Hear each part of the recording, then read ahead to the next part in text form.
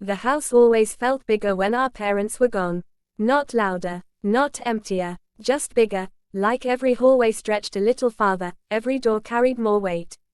That evening, rain tapped softly against the windows, a steady rhythm that matched the quiet thud of my own heartbeat.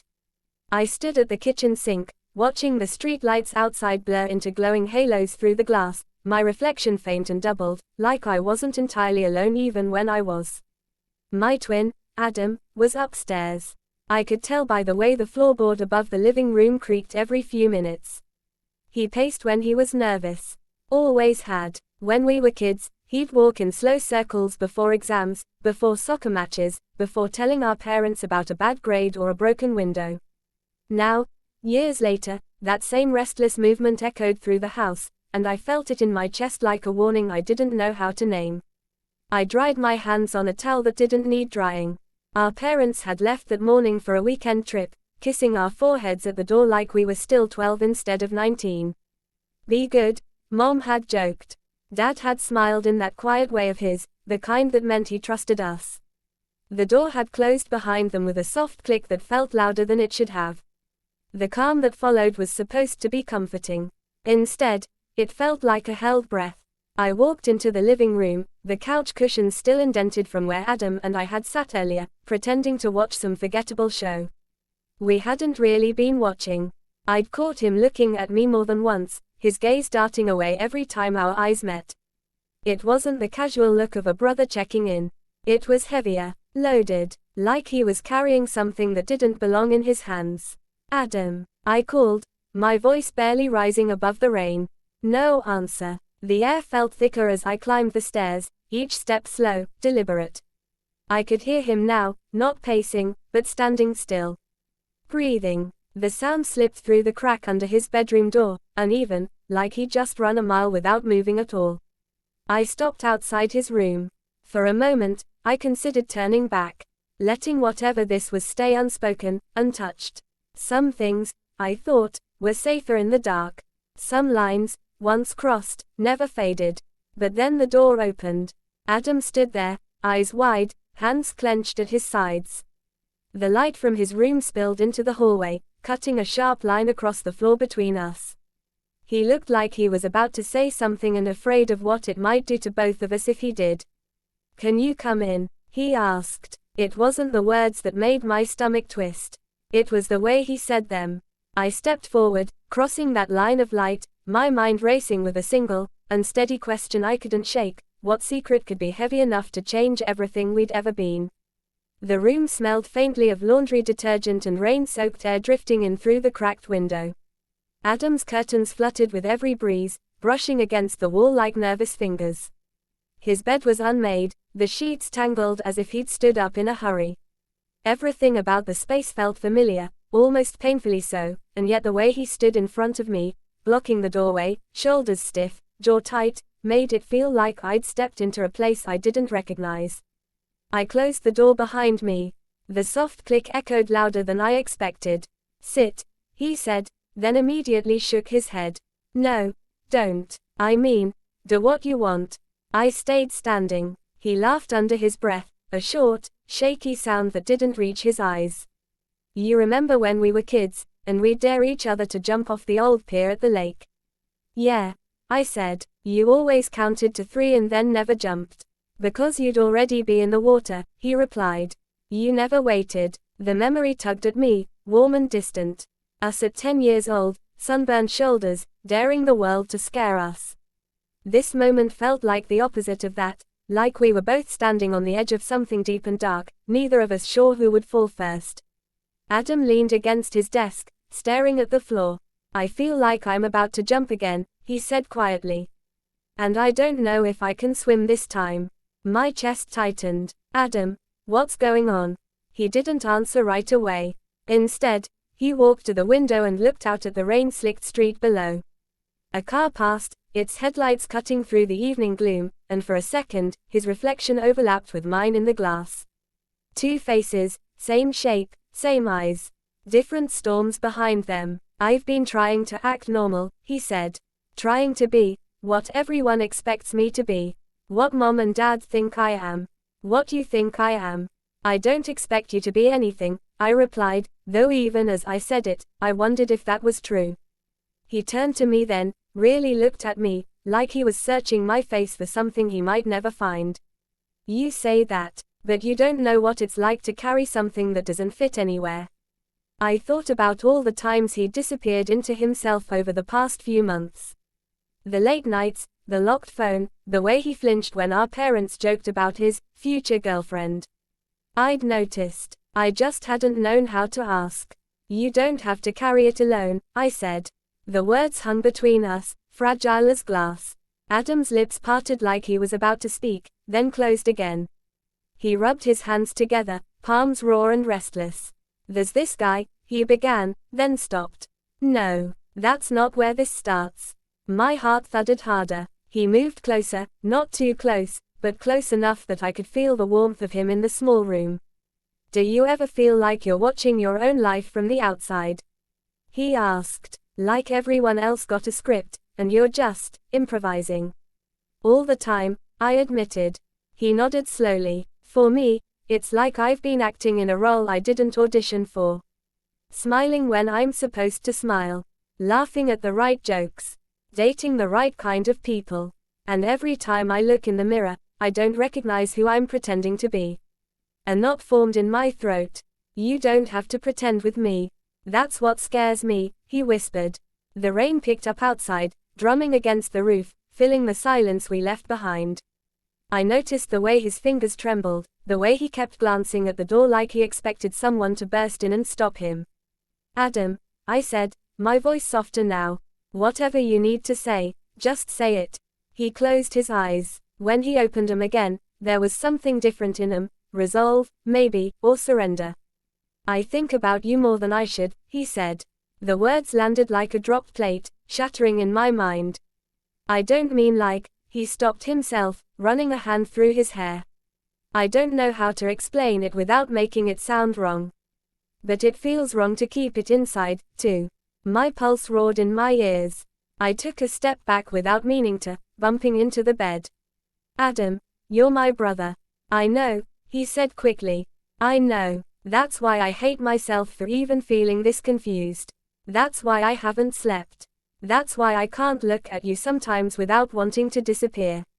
Confused. The word echoed in my head, softer than the fear it carried. I searched his face for something dangerous, something I needed to run from. What I saw instead was panic. Vulnerability. A boy standing on the edge of his own truth, terrified of falling. Is this about who you like? I asked carefully. He hesitated, then nodded. I like guys, he said. The admission came out in a rush, like he'd been holding his breath for years. I've known for a while. I just didn't know how to say it. I didn't know who to say it to. Relief and tension tangled inside me. Adam, that's. I stopped, searching for the right word. That's okay. You know that, right? He laughed, bitter and small.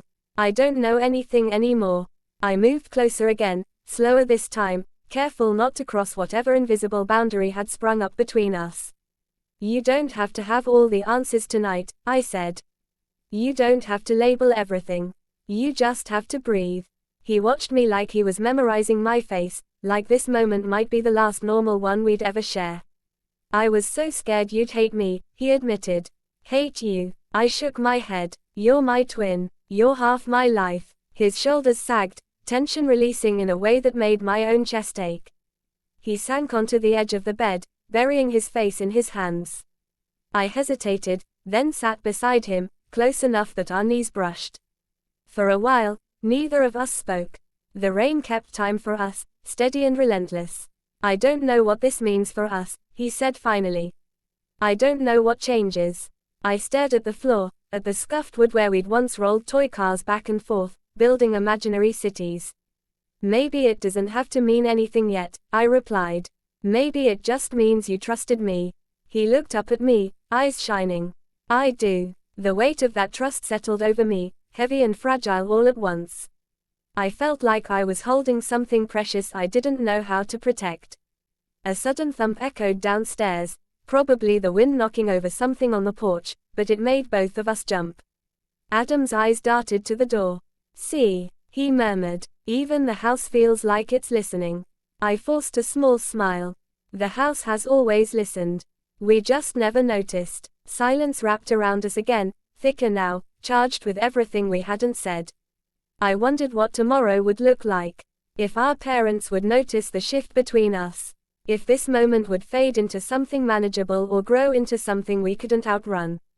Adam leaned back on his hands, staring at the ceiling. Promise me something, he said. What? Don't let this be the thing that breaks us.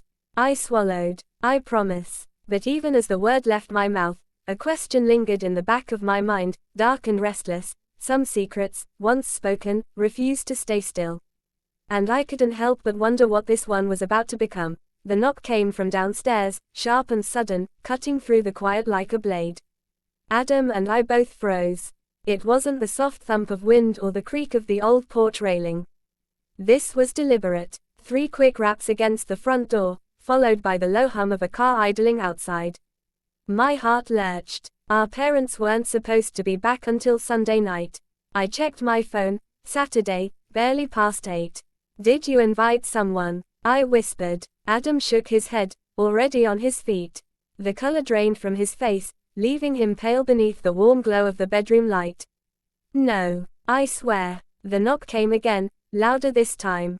We exchanged a look that carried more than just surprise. It carried the weight of everything he'd just trusted me with. The truth he'd laid bare between us, fragile and exposed. The last thing either of us needed was an audience. I'll get it, I said, though my legs felt like they belonged to someone else. We moved down the stairs together, every step echoing in the hollow space of the house.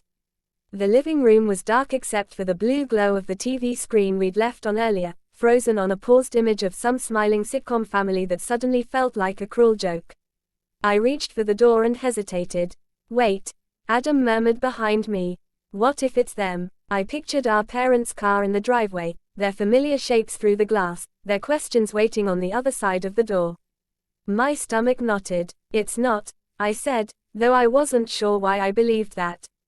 I opened it. A figure stood on the porch, rain-speckled hoodie pulled low, hair plastered to his forehead. He looked up, and recognition hit me like a jolt of electricity. Eli, I blurted. Eli was one of Adam's friends from school. Tall, quiet, the kind of guy who always hovered at the edge of conversations, eyes observant, smile careful. I'd seen him around more often lately, usually leaving just as I was coming home, like some unspoken schedule had been worked out between them. Hey, he said, voice uncertain. His gaze flicked past me, into the house. Is Adam here? Adam stepped into view behind me. The air changed. I didn't know how else to describe it. Something unspoken passed between them, something charged and fragile. Adam's shoulders squared, but his eyes softened in a way I hadn't seen before. Yeah, Adam said. I didn't know you were coming. Eli shrugged, rainwater dripping from the edge of his sleeve onto the porch. You stopped replying to my messages. I just wanted to make sure you were okay. I felt like I was standing in the middle of a story I didn't fully understand, holding a page that suddenly made sense. I'll give you guys a minute, I said quietly, stepping aside. Adam hesitated, then nodded. He followed Eli into the living room, and I lingered by the stairs, not quite leaving, not quite staying. The house felt like it was holding its breath again. They stood facing each other, the blue light from the TV washing over their faces. Eli shoved his hands into his pockets. You said you were going to tell him, he began. Adam's jaw tightened. I did. Eli's eyes flicked toward me, a question in them. I know, I said, answering before he could ask. About you liking guys. About being scared. Eli let out a breath he'd clearly been holding. Good. Because I was starting to feel like some kind of secret you were ashamed of. I'm not ashamed of you, Adam snapped, then softened. I'm ashamed of how scared I am. The words hung there, heavy. I moved closer, unable to stay on the sidelines anymore. You don't have to be, I said. Not here. Eli looked between us, confusion knitting his brow. I didn't mean to walk into a family moment, he said. I can go. No. Adam said quickly. Don't. The way he said it, firm, almost desperate, made Eli pause. Adam took a step toward him, then stopped, like he'd hit an invisible wall. I told him, he said, nodding at me. About how I feel. About how I don't know where I fit. Eli's expression softened. And he didn't run, Adam replied, a small, almost incredulous smile tugging at his lips. Something inside my chest warmed at that. Eli looked at me, really looked at me, and for the first time, I saw not just Adam's friend, but someone who cared deeply about my brother. Someone who'd stood in the rain and driven across town because he was worried. Thank you, Eli said, quietly. I nodded, unsure what else to say. Silence settled over us again, but it was different now. Less sharp, more like a fragile bridge being built. Adam turned back to Eli. I didn't answer your messages because I was scared of what happens next, he admitted. Of what this becomes if I stop pretending. Eli stepped closer, close enough that their shoulders almost touched. It becomes whatever you want it to be, he said. I'm not here to push you. I'm here because I care about you. The words were simple, but the way Adam reacted to them, his breath hitching, his eyes shining, made him feel enormous. I felt like I was witnessing something private, something tender, and for a moment, guilt washed over me for being there at all. Maybe, Adam said slowly, maybe I don't want to pretend anymore. The rain outside intensified, drumming against the windows like a heartbeat. The house creaked softly, settling around us. Eli smiled, just a little. Then don't. Adam glanced at me, searching my face one last time. You okay with this? He asked. I thought about the fear I'd felt when he first spoke, the confusion, the weight of being trusted with something so personal. I thought about the way he'd always been there for me, late-night talks, shared jokes, a twin bond that felt unbreakable. I'm okay with you being you, I said. Always. The relief that washed over him was almost visible. For a moment, it felt like everything might actually be alright. Then my phone buzzed in my pocket. The sudden vibration startled all three of us.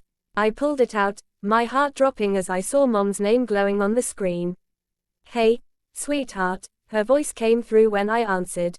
We're on our way back. The trip got cut short. We should be home in about 20 minutes. The room seemed to tilt. I looked at Adam, at Eli, at the fragile calm we'd just found.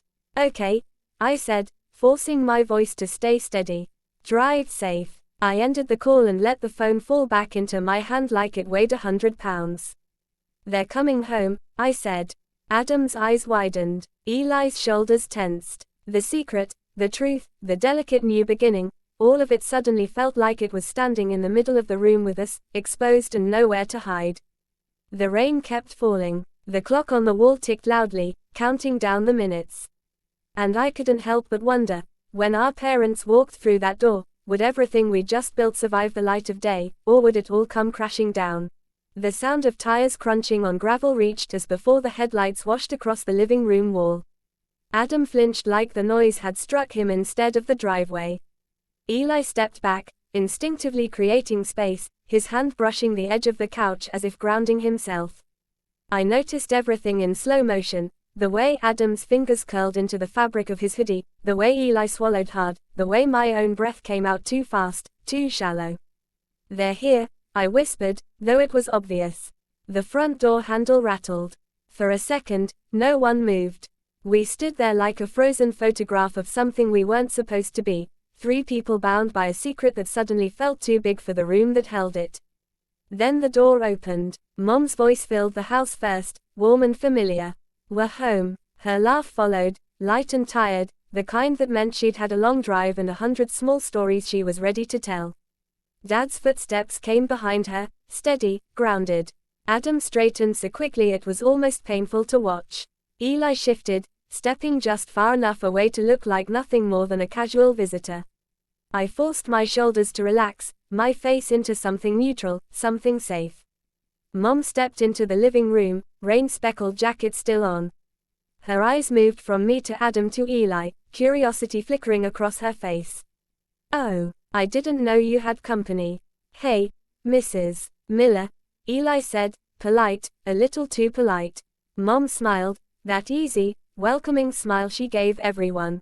Eli, right, from school. Yeah, he replied. I was just checking in on Adam. Dad nodded at him, offering a firm handshake. Good to see you, son. The normalcy of it all felt surreal. The same living room, the same couch, the same family rhythm, and yet, everything inside me felt tilted, like the floor had shifted just enough that nothing quite lined up anymore. Mom set her bag down, glancing between Adam and me. You two okay? You both look like you've seen a ghost. Adam laughed, a quick, breathless sound. Just didn't expect you back so soon. Well, the weather had other plans for us, she said, gesturing toward the rain-streaked windows. Figured we'd rather be stuck in traffic than stuck in a hotel with bad coffee. She started talking about the trip, about a closed road and a diner they'd stopped at, her words filling the space that had been so heavy just moments before. I listened, nodded, responded when I needed to, but my attention kept drifting. To Adam's hands, still clenched at his sides. To Eli's foot, tapping against the rug in a nervous rhythm. To the unspoken thing that hung between all three of us, invisible but undeniable. After a few minutes, Eli cleared his throat. I should probably head out, he said. It's getting late. Adam's head snapped up. You don't have to. Eli gave him a look, subtle but firm. Not now. Not here. It was nice seeing you, Mom said. Drive safe. Eli nodded, grabbed his jacket from the back of the chair. He paused by the door, turning back to Adam. Their eyes met, and something passed between them that I couldn't fully name, promise, maybe, or patience, or a quiet understanding that this wasn't the end of whatever they were building. Text me, Eli said softly. Adam nodded. I will. The door closed behind him with a soft, final click. The house felt different again. Smaller, heavier. Mom yawned, stretching. I'm exhausted. I think I'm going to crash early. Quote. Me too, Dad added. Long drive. They headed down the hallway, their voices fading, the familiar sounds of drawers opening and doors closing drifting back to us. Adam and I stood alone in the living room. Neither of us spoke at first. The TV screen still glowed blue, casting shadows across the walls. The rain had softened into a quiet drizzle, a gentle whisper against the windows. You okay? I asked finally. He nodded, then shook his head. I don't know, he admitted. I feel like I just ran a marathon without moving. I managed a small smile. That makes two of us. We sat on opposite ends of the couch, the space between us filled with everything we weren't saying. I wanted to ask him what he was feeling, what he was afraid of, what he hoped for, but I didn't. Some questions felt too big for the quiet we were in. After a while, he stood. I'm going to bed. Yeah, I said. Me too. We paused at the bottom of the stairs, looking at each other in the dim light. Thank you, he said again, softer this time. I nodded. Always. He took a step up, then another, disappearing into the hallway above. I stayed where I was, listening to his footsteps fade, the house settling around me. As I turned off the TV and the room fell into darkness, a single thought lingered, restless and unresolved. Tonight had changed something between us. Between all of us. I just didn't know yet if it was something fragile we needed to protect, or something that would demand to be faced, no matter how much we tried to keep it hidden. Morning light crept into my room like it was afraid of waking me. I lay there, staring at the ceiling, listening to the quiet hum of the house coming back to life. The distant clink of a mug in the kitchen. The low murmur of Dad's voice. The familiar rhythm of a morning that was supposed to feel normal. It didn't. When I finally forced myself out of bed, the hallway felt longer than usual. Every step carried the weight of last night, of everything that had been said and everything that hadn't. I found Adam at the kitchen table, hands wrapped around a cup of coffee he wasn't drinking. His eyes lifted when he saw me, and for a second, we just looked at each other. Same face, same eyes, different world. Morning, I said. Morning, he replied, too quickly. Mom stood at the stove, humming softly, unaware of the tension threading the air between us. Dad flipped through the news on his phone, half listening. The normalcy pressed in from all sides, like a costume we both had to put back on. Adam avoided my gaze as he stood and took his mug to the sink. The space he left at the table felt deliberate, like a line he wasn't ready to cross again. Later, When our parents left for errands, the house fell quiet once more. The silence wasn't the heavy, charged kind from the night before. It was cautious, fragile. Adam leaned against the counter, staring at the floor. I didn't sleep, he admitted. Me neither, I said. We stood there, close enough to feel each other's presence, far enough to pretend we weren't. I keep thinking about what happens next, he said. With them, with Eli, with you, with us, I corrected gently. He nodded. With us. The word lingered between us, unfinished. His phone buzzed in his pocket. He flinched before pulling it out, eyes softening when he saw the screen. It's him, he said, almost like a confession. I smiled, even though my chest felt tight. You going to answer? He hesitated. Then he did. I watched him step away, heard the quiet murmur of his voice, saw the way his shoulders slowly relaxed. And for the first time since all of this began, I felt something close to relief. When he came back, there was a small, uncertain smile on his face. He wants to meet later. Talk. Really talk. That sounds good, I said. It's terrifying, Adam replied. But yeah, good. We stood there, the sunlight catching the edges of our shadows on the wall. 2 lines, side by side, not quite touching. I don't know how to explain any of this to Mom and Dad, he said softly. You don't have to today, I replied. Or tomorrow, or next week. You just have to do it when you're ready. He studied me, like he was trying to memorize the moment. You're still here, always, I said. The front door clicked as our parents returned, their voices filling the house again. Life, loud and unstoppable, rushed back in. Adam took a breath, squared his shoulders, and moved toward the sound. I stayed behind for a second, watching him go, my mind racing with questions that had no easy answers. What would this become? How much could be said before something broke? How many truths could a family hold before it had to change shape? As I followed him down the hall, one thought echoed louder than the rest. Some stories don't end when the secret is revealed. Sometimes, that's just where they really begin. The house smelled like rain and old wood. Morning sunlight spilled through the kitchen window, painting the walls a pale gold, but it didn't make the space feel any warmer. Everything seemed slightly off, shadows stretching where they shouldn't, the quiet heavier than usual. I leaned against the counter, trying to convince myself it was just the early hour, that nothing had changed overnight. Adam was upstairs. I could hear the faint creak of his floorboards, the soft shuffle of socks against wood. He'd been pacing like that for hours now, or at least it felt like hours. The way he moved, careful and restless, made me wonder if he'd ever really slept. I imagined him standing by his window, staring at the gray clouds gathering outside, pretending the storm was somewhere else entirely. Our parents had left early that morning, their voices warm and teasing at the door. Be good, you two, Mom had said, her keys jingling like a warning bell. Dad had nodded, a quiet smile on his lips. I thought I'd felt relief, the kind you feel when the house empties and the world seems paused just for you. But now, the silence pressed down on me, almost tangible, like a living thing waiting for something to happen. I moved toward the stairs, hesitant, half expecting to see him disappear behind a door or vanish like a memory. But when I reached the landing, he was there, leaning against the railing, hands gripping the wood as if it could anchor him to something real. His eyes caught mine, wide and unguarded, and I felt a jolt that had nothing to do with the morning sunlight. Morning, I said, my voice catching in my throat. Morning, he replied, but it wasn't the easy greeting of siblings who had shared everything since birth. There was something beneath it, a tension I couldn't name yet. The air between us was taut, filled with unspoken words and questions that felt too heavy to speak aloud.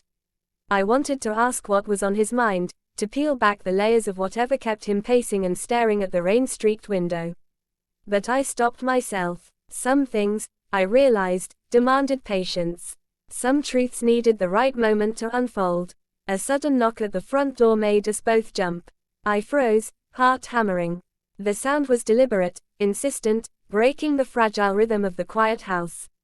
Adam's hand brushed against mine, not touching, just close enough to remind me that we weren't entirely alone. Who? I began, but my voice faltered. Adam's lips pressed into a thin line, eyes darting toward the hallway below. The familiar, safe corners of our home felt different now, smaller, more vulnerable. Something was coming, I could feel it. Something that would shift everything between us. And yet, neither of us moved.